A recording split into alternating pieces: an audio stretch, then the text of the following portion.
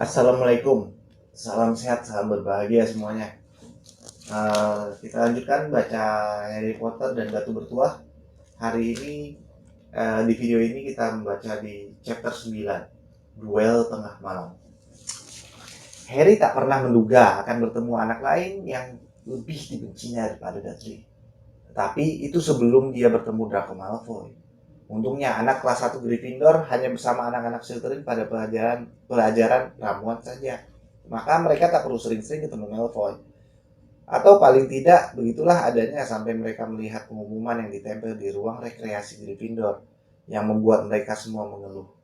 Pelajaran terbang akan dimulai hari Kamis dan Gryffindor serta Slytherin akan belajar bersama-sama. Gawat deh, kata Harry bergumam. Inilah yang sangat kuinginkan, melihat konyol di atas sapu terbang di depan Malfoy. Harry sebetulnya sudah tak sabar menunggu-nunggu pelajaran terbang. Belum tentu kalau kelihatan konyol, kata Ron. Masuk akal. Lagi pula aku tahu Malfoy selalu menyombong betapa jagonya dia main Quidditch. Tapi berani taruhan? Pasti cuma bualan saja. Malfoy memang bicara banyak tentang terbang. Dia mengeluh keras-keras tentang anak-anak kelas yang tidak diizinkan masuk tim Quidditch. Anak-anak kelas 1 yang tidak diizinkan masuk tim Quidditch. Dan menceritakan kisah-kisah panjang penuh kesombongan yang semuanya berakhir dengan dirinya nyaris bertabrakan dengan helikopter. Tapi Malfoy bukan satu-satunya yang bercerita tentang terbang. Kalau mendengar cerita Seamus Finnegan, kita membayangkan dia telah melewatkan masa kanak-kanaknya dengan meluncur berkeliling daerah pedesaan di atas sapu terbang. Bahkan Ron akan memberitahu semua orang yang mau mendengarkan kisah itu nyaris waktu dia nyaris menabrak hang glider. Bahkan Ron akan memberitahu mereka semua yang mau mendengarkan kisah waktu dia nyaris menabrak hang glider dengan sapu tua Charlie. Semua anak yang berasal dari keluarga penyihir tak henti-henti membicarakan tentang Quidditch. Ron malah sudah bertengkar hebat dengan Dian Thomas, yang tinggal seasrama dengan mereka. Tentang sepak bola, Ron sama sekali tidak bisa memahami apa serunya permainan dengan hanya satu bola, sementara pemainnya tak diizinkan terbang. Harry pernah memergoki Ron menyodok-nyodok poster tim sepak bola West Ham milik Dean dengan jarinya, mencoba membuat pemainnya bergerak. Oh, kan posternya poster bola yang dibawa dari dunia muggle. Ya, poster di dunia muggle, gambar di dunia muggle nggak bergerak, sedangkan gambar-gambar foto sesuai yang di saat percakapan di kereta kan, di chapter 6 ya, chapter 6, dan di chapter 7 juga terkait gambar-gambar di Hogwarts itu kan, gambar di dunia sihir itu mau foto mau lukisan semuanya bergerak. Nah, si Dean nih bawa poster tim West Ham ke ke Hogwarts. Nah, si Ron mencoba nyodok-nyodok jarinya ke poster tersebut, berharap pemain di dalam poster tersebut bergerak. Neville belum pernah naik sapu terbang karena neneknya tidak mengizinkannya dekat-dekat sapu.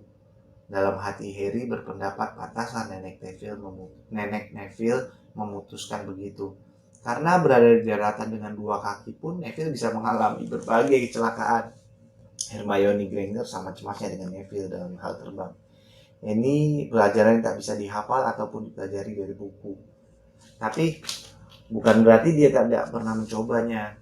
Saat sarapan pada hari Kamis pagi, dia membuat mereka semua bosan sekali dengan tips-tips terbang yang didapat dari buku perpustakaan berjudul Quidditch dari masa ke masa. Neville mendengarkan dengan tekun. Dia ingin sekali memperoleh apapun yang bisa membantunya bertahan di sapunya nanti. Tetapi anak-anak lain sangat senang ketika kuliah Hermione terputus oleh datangnya pos. Harry belum pernah mendapatkan surat lain setelah surat pendek Hagrid.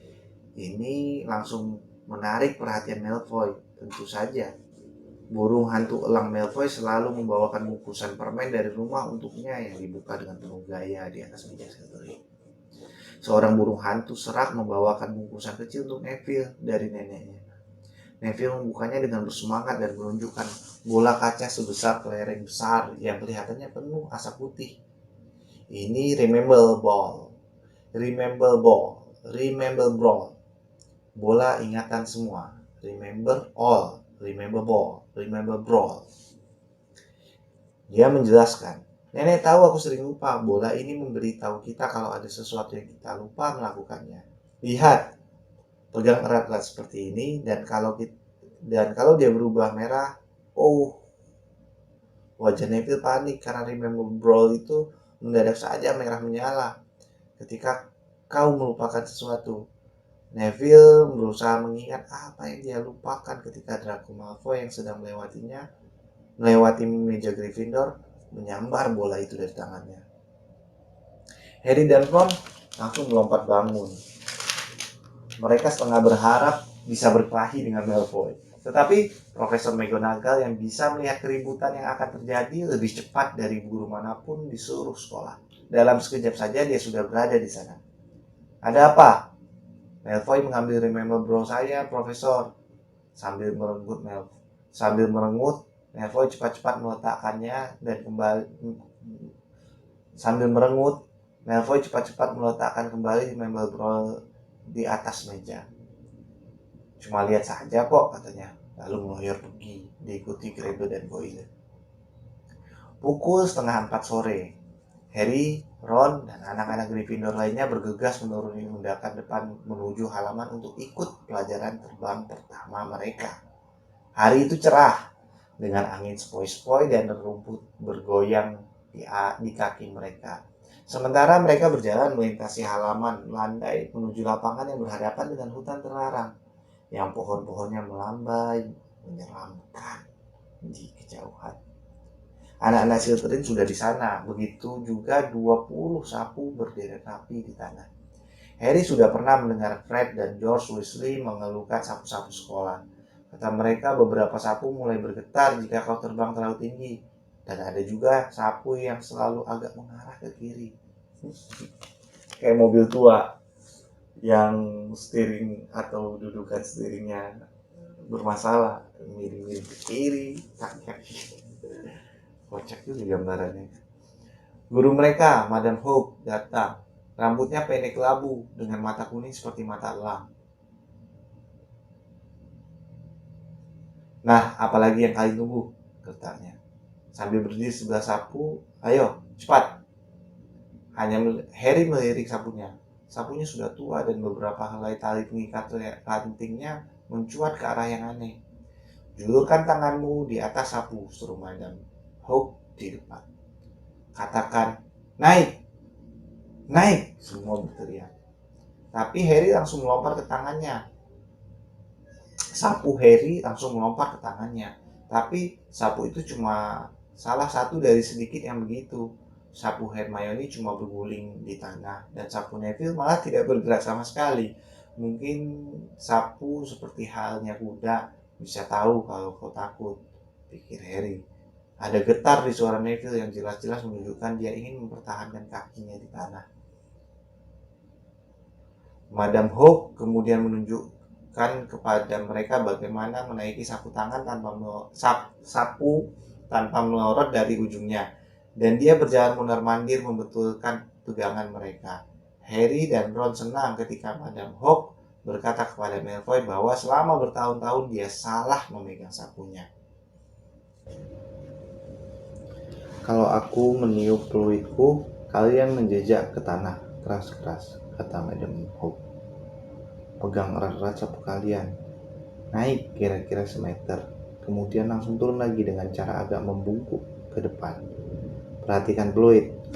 3, 2, tapi Neville yang gugup dan cemas dan takut ketinggalan menjejak keras-keras sebelum peluit menyentuh bibir Madam Hope.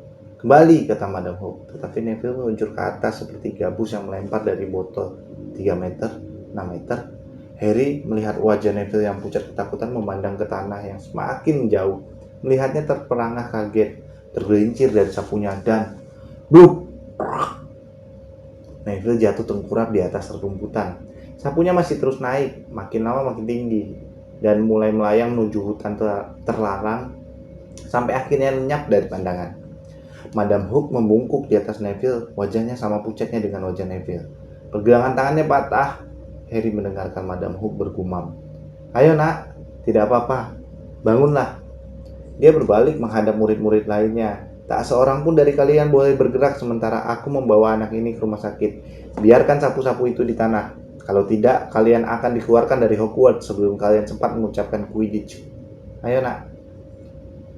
Neville wajahnya dibanjiri air mata memegangi pergelangan tangannya, berjalan terpincang-pincang dalam pelukan Madam Hook. Begitu mereka menjauh, Malfoy terbahak. "Hah, kalian lihat wajahnya yang blow on?" Anak-anak Slytherin pun ikut tertawa. "Diam kau Malfoy," tukas Parvati Patil. "Oh, membela Longbottom?" komentar Pansy Parkinson, anak perempuan yang bertampang galak dari Slytherin. "Tak kusangka ternyata kau suka model gemuk cengeng macam begitu, Parvati." "Lihat," kata Malfoy. Dia melompat ke depan dan menyambar sesuatu dari rumputan.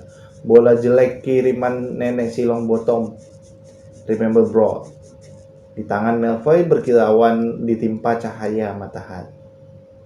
"Bawa ke sini Malfoy," kata Harry tenang. "Bawa ke sini Malfoy," kata Harry tenang. Semua berhenti bicara untuk menonton. Malfoy menyeringai menyebalkan. "Bawa ke sini," kata Harry berteriak. Tapi Malfoy sudah melompat ke atas sapunya dan meluncur naik. Dia tidak berbohong, dia bisa terbang dengan baik. Sambil melayang setinggi dahan-dahan di atas pohon ek, dia berseru, "Ambillah sendiri, Potter." Harry menjambret sapunya. "Jangan," jerit Hermione. "Madam Hawk melarang kita bergerak. Kalian akan menyulitkan kita semua." Harry mengabaikannya, telinganya berdengung. Dia menaiki sapunya dan menjejak tanah keras-keras, dan dia meluncur naik. Angin menerpa rambutnya dan jubahnya melambai di belakangnya. Dan Harry bukan main girangnya ketika dia menyadari dia menemukan sesuatu yang bisa dilakukan tanpa perlu diajari. Ini mudah, ini luar biasa menyenangkan. Diangkatnya sedikit sapunya dan membuatnya naik lebih tinggi, dan didengarnya pekik kaget anak-anak perempuan di bawah dan teriakan kekaguman Ron. Dibelokkannya sapunya dengan tajam untuk menghadapi Malfoy di angkasa. Malfoy kelihatan kaget. "Berikan padaku bolanya," kata Harry. "Kalau tidak, kudorong jatuh kau dari sapumu." "Oh ya?" kata Malfoy, berusaha menyeringai tetapi wajahnya tampak cemas. Harry tahu apa yang harus dilakukan. Dia membungkuk sedikit dan memegang erat-erat sapunya dengan kedua tangannya. Dan sapu itu melesat menuju Malfoy. Nyaris saja Malfoy tertabrak. Tapi dia berhasil menghindar pada saat terakhir. Harry membelok tajam dan memegangi sapunya supaya lebih mantap. "Di sini tidak ada Crabbe dan Goyle yang bisa menyelamatkan lehermu, Malfoy," kata Harry. Pikiran yang sama rupanya terlintas di benak Malfoy. "Tangkap saja sendiri kalau bisa," teriaknya. Dan dilemparnya bola kaca itu tinggi-tinggi ke angkasa. Lalu Malfoy meluncur turun. Harry melihat seakan dalam gerakan lambat bola itu terlontar ke atas, lalu mulai turun. Dia membungkuk dan mengarahkan gagang sapunya ke bawah. Detik-detik berikutnya dia meluncur turun cepat sekali. Angin menderu di telinganya, bercampur dengan jeritan dan teriakan anak-anak yang menonton. Harry menjulurkan tangan. Kira-kira 30 cm dari tanah dia berhasil menyambar bola itu tepat pada waktunya dan meluruskan sapunya dan jatuh pelan di rerumputan. Remember Bro selamat dalam genggamannya. "Harry Potter!" Jantungnya mencelos, melorot lebih cepat dari gerakan menukiknya tadi. Profesor McGonagall berlari-lari ke arah mereka. Harry berdiri gemetar. Belum pernah selama di Hogwarts, Profesor McGonagall nyaris tak bisa bicara saking syoknya. Kacamatanya berkilat-kilat. "Berani-beraninya kau, bisa patah lehermu." "Bukan dia yang salah, Profesor." "Diam, Miss Petil." "Tapi Malfoy." "Cukup, Mr. Weasley. Potter, ikut aku sekarang." Harry sempat melihat wajah Malfoy, Crabbe, dan Goyle yang penuh kemenangan saat dia berjalan dengan perasaan beku, mengikuti Profesor McGonagall menuju kastil. Dia ingin mengatakan sesuatu untuk membela dirinya, tetapi ada yang tidak beres dengan suaranya. Profesor McGonagall berjalan cepat, bahkan tanpa memandangnya. Profesor McGonagall berjalan dengan cepat, bahkan tanpa memandangnya. Harry harus berhari-hari kecil agar tidak ketinggalan. Tamatlah riwayatnya sekarang. Padahal belum 2 minggu dia di sini. 10 menit lagi dia akan mengepakkan barang-barangnya. Apa kata keluarga Dursley kalau dia nanti muncul di depan pintu mereka? Menaiki undakan depan, menaiki tangga pualam di dalam, dan masih saja Profesor McGonagall belum berkata apa-apa kepadanya. Dia membuka pintu-pintu dan berjalan menyusuri koridor-koridor, sementara Harry mengikutinya dengan perasaan merana. Mungkin Profesor McGonagall membawanya ke Dumbledore. Harry teringat Hagrid yang sudah dikeluarkan tetapi masih diizinkan tinggal sebagai pengawas binatang liar. Mungkin dia bisa jadi asisten Hagrid. Perutnya melilit ketika dia membayangkan mengawasi Ron dan teman-temannya yang lain menjadi penyihir, sementara dia sendiri cuma berkeliling halaman kastil membawa kertas Hagrid. Profesor McGonagall berhenti di depan sebuah kelas. Dia membuka pintu dan menjulurkan kepalanya ke dalam. Maaf, Profesor Flitwick, boleh aku pinjam Wood sebentar? Wood? Kayu, pikir Harry bingung. Apakah Wood nama tongkat yang akan digunakan untuk menghajarnya? Pikiran anak kecil ya. Tetapi ternyata Wood adalah anak kelas 5 yang besar dan tegap. Dia keluar dari kelas dan kebingungan. Ikut aku kalian berdua, kata Profesor McGonagall. Dan mereka berjalan menyusuri koridor. Wood memandang Harry dengan ingin tahu. Masuk sini, kata Profesor McGonagall menunjuk ke dalam kelas yang kosong. Di dalamnya hanya ada Beavis yang sedang sibuk menulis kata-kata tidak sopan di papan tulis. Keluar Beavis, bentak Profesor McGonagall. Beavis melempar kapurnya kembali ke kaleng yang berkelontang keras. Dia melesat keluar sambil menyumpah-nyumpah. Profesor McGonagall kembali membanting pintu menutup dan berbalik menghadap kedua anak itu.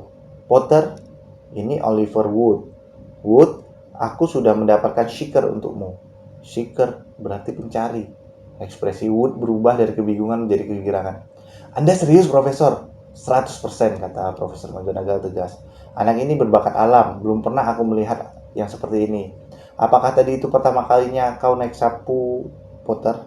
Harry mengangguk dalam diam-diam, sama sekali tidak mengerti apa yang sedang terjadi. Tetapi kelihatannya dia tidak dikeluarkan, dan sedikit demi sedikit perasaannya kembali menghangati kakinya. Dia menangkap benda di tangannya itu setelah menukik 15 meter. Profesor McGonagall memberitahu Wood, sama sekali tidak luka, tidak tergores. Tergores pun tidak. Charlie Weasley saja tidak akan bisa melakukan ini. Wajah Wood berubah, seperti orang yang dalam sekejap mendapatkan semua impiannya telah menjadi kenyataan.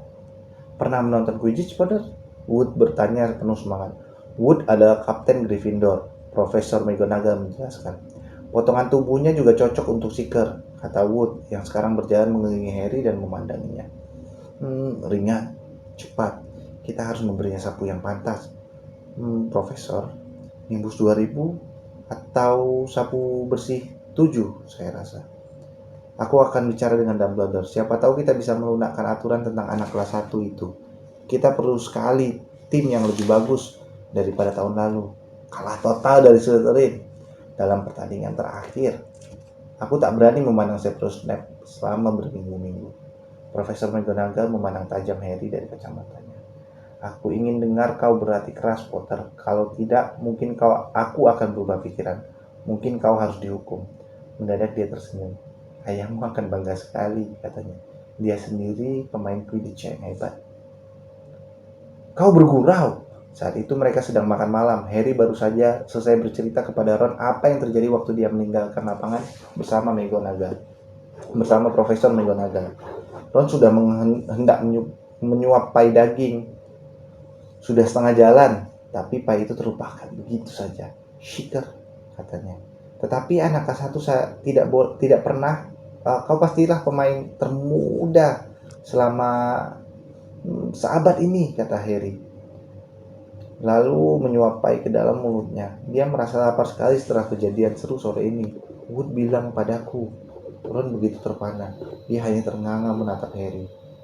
Aku mulai latihan minggu depan, kata Harry.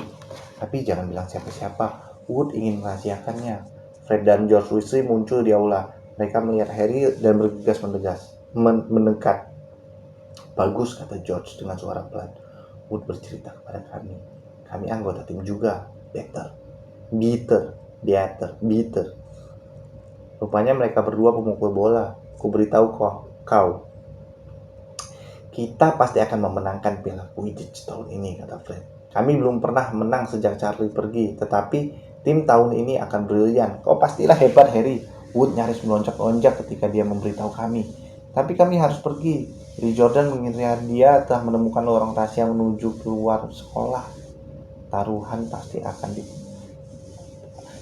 pasti yang ditemukannya lorong di belakang patung Georgie si penjilat yang telah kami temukan pada minggu pertama kami di sini sampai ketemu. Baru saja Fred dan George menghilang, muncullah anak lain yang sangat tidak diinginkan, Malfoy, diapit Crabbe dan Goyle. Makan malam terakhir nih Potter, kapan kau naik kereta kembali ke dunia Muggle? Kau jauh lebih berani sekarang setelah kembali ke tanah dan bersama teman-teman kecilmu, kata Harry tenang. Tentu saja Crabbe dan Goyle sama sekali tidak kecil, tapi karena meja tinggi penuh para guru, tak seorang pun dari mereka berdua bisa berbuat lain kecuali menggertakkan buku-buku jari mereka dan merengut. Menggertakkan. Aku siap menghadapimu sendirian kapan saja, kata Malfoy. Bahkan malam ini juga. Kalau kau mau duel penyihir hanya tongkat, tanpa kontak. Kenapa? Belum pernah dengar tentang duel penyihir rupanya. Tentu saja sudah, kata Ron, berpaling menghadap mereka. Aku orang keduanya. Siapa yang keduamu? Malfoy memandai Crabbe dan Goyle menilai mereka. Crabbe, katanya. Tengah malam nanti, oke? Kita bertemu di ruang piala. Ruang itu tak pernah dikunci. Setelah Malfoy pergi, Ron dan Harry berpandangan. Apa sih duel penyihir itu? Kata Harry. Dan apa maksudmu kau menjadi orang keduaku?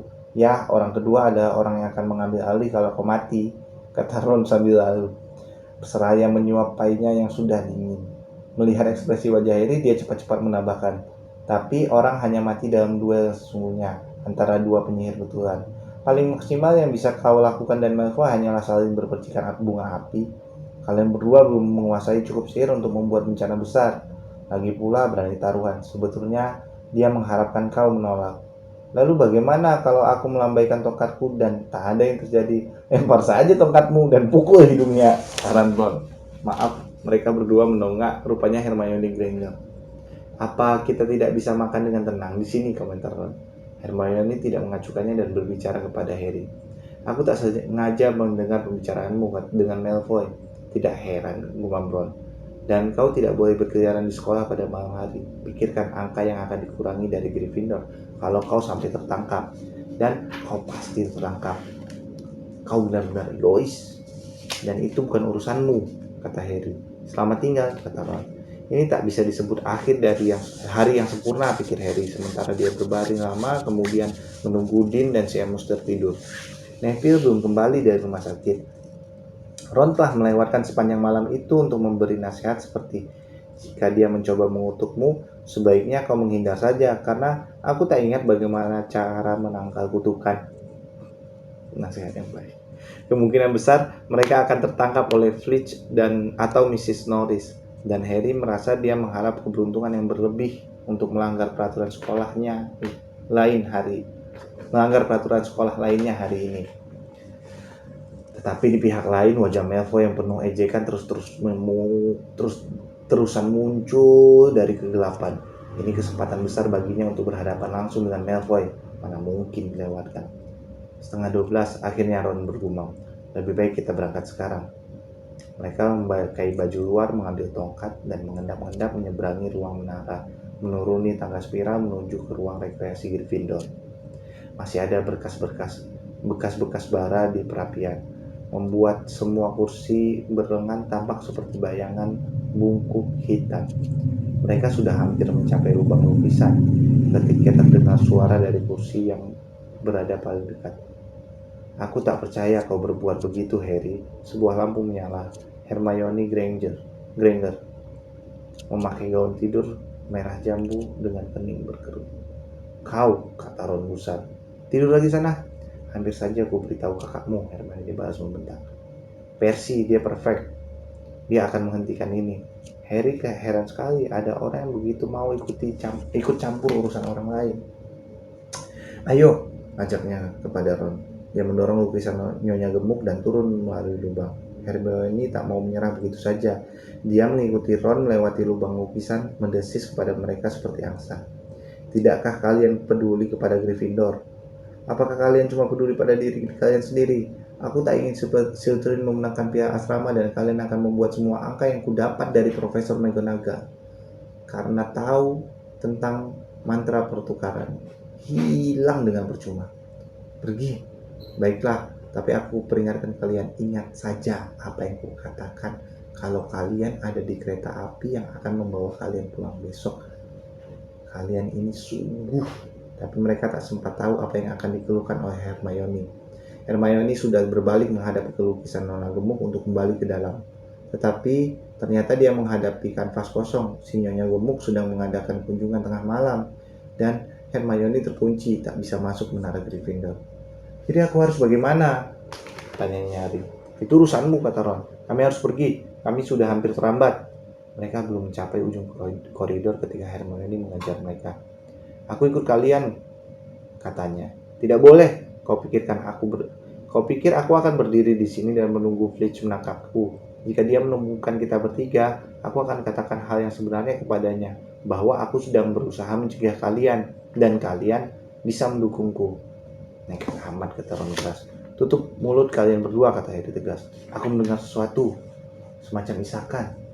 Mrs. Norris, bisikan Ron, menyipitkan mata menembus kegelapan. Ternyata bukan Mrs. Norris, melainkan Neville.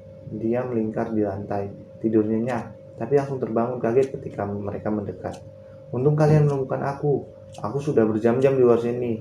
Aku tak ingat kata kunci baru untuk masuk kamar. Pelan-pelan ngomongnya Neville. Kata kuncinya moncong babi. Tapi tak akan membantumu. Sekarang si Nyonya Gemuk entah sedang kemana. Bagaimana tanganmu? Tanya Harry. Sudah sembuh, kata Neville, menunjuk kedua tangannya. Madame Pomfrey membetulkannya dalam waktu semenit. Bagus. Nah, begini, Neville, kami harus pergi. Sampai ketemu nanti. Jangan tinggalkan aku, kata Neville buru-buru berdiri. Aku tak mau di sini sendirian. Si Baron Berdarah sudah lewat 2 kali. Ron melihat arlojinya dan memandang marah kepada Hermione dan Neville. Kalau salah satu dari kami tertangkap, aku akan kerja keras untuk menguasai kutukan Bugis yang diceritakan Quirrell kepada kita dan kugunakan kepada kalian. Hermione membuka mulutnya, mungkin untuk memberitahu Ron bagaimana persisnya menggunakan kutukan Bugis. Tapi Harry mendesis, menyuruhnya diam dan memberi isyarat agar mereka semua maju mengikutinya. Mereka menyelinap sepanjang koridor-koridor yang disinari leret-leret sinar bulan yang masuk lewat jendela-jendela tinggi. Di setiap belokan, Harry mengira akan bertemu Filch atau Mrs. Norris, tetapi mereka beruntung. Mereka bergegas menaiki tangga ke lantai 3 dan berjingkat-jingkat ke ruang piala. Malfoy dan Crabbe belum ada di sana. Kotak-kotak trofi dari kristal berkilauan terkena cahaya bulan. Piala, tameng, plakat, dan patung-patung emas dan perak mengkilap dalam kegelapan. Mereka berjingkat sepanjang dinding. Mata mereka menatap pintu di kedua ujung ruangan. Harry mengeluarkan tongkatnya, siapa tahu Malfoy melompat masuk dan langsung menyerang. Menit dan menit berlalu. Dia terlambat, mungkin tidak berani datang, bisik Roy. Kemudian bunyi di ruang sebelah membuat mereka teronjak. Harry baru mengangkat tongkatnya ketika mereka mendengar ada orang bicara. Dan orang itu bukan Malfoy. Hentuslah kucing manis. Mereka mungkin sembunyi di sudut. Itu suara Filch yang bicara pada Mrs. Norris, ketakutan. Harry melambai-lambai panik kepada 3 temannya mengikutinya secepat mungkin. Mereka mengendap-endap menuju pintu, menjauh dari suara Filch. Jubah Neville baru saja lenyap begitu ia membelok di sudut ketika mereka mendengar Filch masuk keluar ke ruang piala. Mereka ada di dalam sini. Anak-anak mendengar Filch bergumam. Mungkin bersembunyi. Sini, kata Harry berseru tanpa suara dan ketakutan. Mereka merayap menyusuri galeri penuh baju zirah. Mereka mendengar Filch semakin dekat. Mendadak Neville memekik ketakutan dan berlari. Dia tersandung memeluk pinggang Ron dan keduanya menjatuhi seperangkat baju zirah. Terdengar gedubrakan dan kelontangan cukup untuk membangunkan seluruh sekolah. Lari, Harry berteriak dan kesempatan melesat ke ujung galeri tanpa menoleh ke belakang untuk melihat apakah Filch mengikuti mereka. Mereka keluar dari pintu dan berlari berbelok melewati koridor satu dan kemudian koridor lainnya. Harry di depan tanpa tahu di mana mereka berada dan kemana mereka pergi. Mereka menerobos permainan gantung dan tiba di lorong tersembunyi. Berlari sepanjang lorong dan keluar lagi dekat kelas jimat dan guna-guna yang mereka tahu terletak jauh sekali dari ruang piala. Kurasa kita sudah bebas dari dia, ujar Harry tersengal, bersandar pada tembok dan yang dingin dan menyeka dahinya. Neville membungkuk sampai terlipat dua, mendesah-desah dan merepet gugup. Sudah kubilang kan, Hermione terengah memegangi baju di depan dadanya. Sudah kubilang kan, kita harus cepat kembali ke menara Gryffindor, kata Ron, secepat mungkin. Malfoy menjebakmu, Hermione berkata kepada Harry. Kau sadar sekarang kan, dia memang tidak berencana menemuimu. Filch tahu ada anak yang akan berada di ruang piala. Pasti Malfoy yang mengisikannya. Kisi formal banget. Yang mengisikannya. Harry berpikir Hermione mungkin benar, tetapi ia tak akan mengatakannya. Ayo pergi. Tidak akan semudah itu. Mereka belum berjalan lebih dari 12 langkah ketika ada pegangan pintu yang berkeretak dan sesuatu meluncur keluar dari kelas di depan mereka. Ternyata Peeves. Dia melihat mereka dan menjerit kesenangan. Diam, Peeves. Tolong. Diam. Kau akan membuat kami dikeluarkan. Peeves terbahak. Jalan-jalan tengah malam nih. Anak-anak kelas 1. Badung. Kalian akan ditelikung. Tidak. Kalau kau tidak mengadukan kami, Peeves. Jangan dong, Peeves. Harus bilang Filch, harus, kata Peeves dengan suara saleh. Tapi matanya berkilat nakal. Demi kebaikan kalian sendiri kok. Minggir kau, tukas Ron. Sambil melayangkan pukulan ke arah Peeves. Ini sungguh kesalahan besar. Murid keluar kamar. Peeves berteriak. Murid keluar kamar. Ada di koridor mantra. Membungkuk melewati Peeves. Mereka berlari sampai ujung koridor. Di situ mereka terbentur pintu dan pintu itu terkunci. Celaka, Ron mengeluh. Sementara mereka mendorong pintu tanpa hasil. Habis deh kita. Mereka bisa mendengar langkah-langkah kaki. Filch berlari secepat mungkin ke arah teriakan Peeves.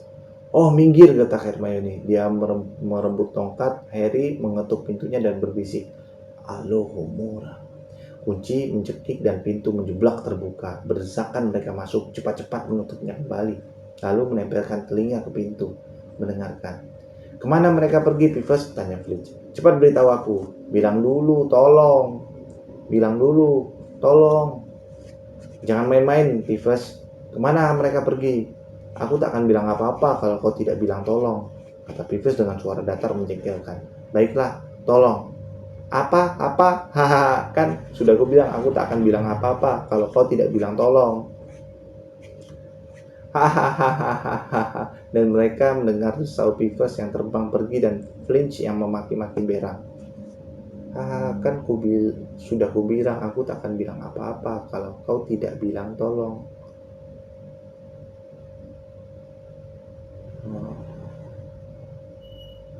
Nggak paham. Pokoknya dia mau pakai tolong mau nggak pakai tolong, Peeves emang nakal jadi nggak ngasih tahu. Dia mengira pintu itu terkunci, bisik Harry. Kurasa kita selamat. Ada apa sih, Neville? Karena Neville selama semenit belakang itu terus menarik baju Harry. Apa? Harry berbalik dan melihatnya dengan jelas. Sesaat dia mengira dirinya sedang bermimpi buruk. Itu sudah keterlaluan. Mengingat semua yang sudah terjadi, mereka tidak berada dalam satu ruangan seperti yang mereka kira. Mereka ada di koridor terlarang di lantai 3. Dan sekarang mereka tahu kenapa koridor itu terlarang. Mereka memandang tepat ke mata anjing raksasa, anjing yang memenuhi seluruh ruangan antara langit-langit dan lantai. Kepalanya 3 dan 3 pasang mata galaknya berputar-putar. 3 hidung yang bergerak mengendus-endus ke arah mereka. 3 moncong dengan liur yang menetes menggantung seperti tari licin dari taring kekuningan. Anjing itu berdiri diam, sementara keenam mata memandang mereka. Dan Harry tahu satu-satunya alasan kenapa mereka belum mati adalah karena kemunculan mereka yang begitu mendadak, sehingga telah mengejutkan si anjing. Tetapi dengan secepat si anjing mengatasi kejutannya. Itu sudah jelas dari geramannya yang mengerikan. Harry meraih pegangan pintu antara Filch dan Maud. Dia lebih memilih Filch. Mereka ambruk ke belakang. Harry membanting pintu menutup dan mereka berlari, hampir terbang malah. Mereka menyusuri koridor ke arah berawanan. Filch pasti sudah buru-buru pergi mencari mereka ke tempat lain, karena mereka tidak melihatnya di mana-mana. Tapi mereka tak peduli. Yang mereka inginkan hanyalah membuat jarak sebesar mungkin antara mereka dan monster itu. Mereka tidak berhenti berlari sampai tiba di depan lukisan Nyonya Gemuk di lantai 7. "Dari mana saja kalian?" tanya si Nyonya, memandang baju tidur mereka yang merosot ke bahu dan wajah mereka yang merah berkeringat. "Kau tak perlu tahu, moncong babi," kata Harry tersengal. Dan lukisan itu mengayun ke depan. Mereka berebut masuk ke ruang rekreasi dan ambruk di kursi berlengan. Perlu beberapa saat sebelum mereka bisa berkata sesuatu. Neville bahkan kelihatannya tidak akan bicara lagi selamanya. "Apa maksud mereka mengunci binatang semacam itu di dalam sekolah?" tanya Ron akhirnya. "Kalau ada anjing yang perlu diajak jalan-jalan, nah, anjing-anjing itu tadi." Hermione sudah mendapatkan kembali napas dan kegalakannya. "Kalian ini tak ada yang memakai mata kalian ya?" tanya. "Apa kalian tidak melihat dia berdiri di mana?" "Lantai," kata Harry menebak. "Aku tidak melihat kaki-kakinya. Aku terlalu sibuk dengan kepalanya." Bukan lantai. Anjing itu tadi berdiri di atas pintu jebakan. Jelas dia menjaga sesuatu." Hermione berdiri membelalak kepada mereka. "Kuharap kalian sekarang puas. Kita semua bisa mati, atau lebih parah lagi dikeluarkan. Nah, sekarang kalau tidak keberatan, aku akan tidur." Ron melongo memandangnya. "Tidak, kami tidak keberatan," katanya. "Kau pikir kami memaksa kau ikut?" Hermione telah memberi Harry sesuatu yang lain untuk dipikirkan ketika dia naik kembali ke tempat tidurnya. Anjing itu menjaga sesuatu. Apa yang dikatakan Hagrid? Gringotts adalah tempat paling aman di dunia kalau kau mau menyembunyikan sesuatu. Kecuali mungkin Hogwarts. Kelihatannya Harry sudah menemukan di mana bungkusan kecil kumal dari ruang besi 713 itu berada. Sekian untuk chapter 9 ya. Tadi keseruan ya. Ada keseruan yang saya harapkan saya dapat menceritakannya, dan keseruan itu mengalir kepada Anda juga. Dan bukan membandingkan ya, tapi scene di ada ngobrol. Tapi scene di filmnya kan dia dilempar batunya saat sapu terbang dengan Malfoy tadi. Kayaknya dia tuh terbang dengan sapunya ke arah jendela. Kalau yang diceritakan di novel ini tadi, si Malfoy melempar tinggi ke udara dan jatuh ke bawah, dan Harry nukik ke bawah tanah, menukik. Serunya pastinya. Ya, sampai ketemu lagi di video selanjutnya dengan cerita selanjutnya. Terima kasih.